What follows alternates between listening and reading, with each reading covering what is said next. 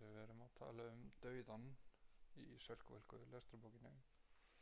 Spurningin ef þú hefur í huga Salka sögð þroskasaga ungrar stúlku.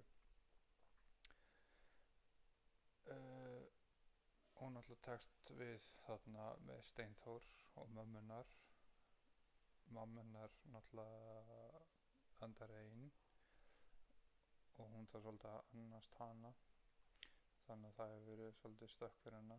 Svo náttúrulega útlitið þegar hún hefur breyst, hún hefur fengið allt sem fylgir því að þroskast sem kvenmaður. Spurning 2 ef þú hefur í huga að dauði getur verið meira en andlát. Það náttúrulega til eitthvað sem heitir sálamorð og ég myndi segja að mammanar Sölku hafa svolítið dáið þegar að kallinn skildi hann eftir þegar voru að fara að gifta sig. Það var svolítið dó eitthvað einir með henni. Svo náttúrulega var hún hálfdauð fyrir þar sem að strákurinn hennar dó líka.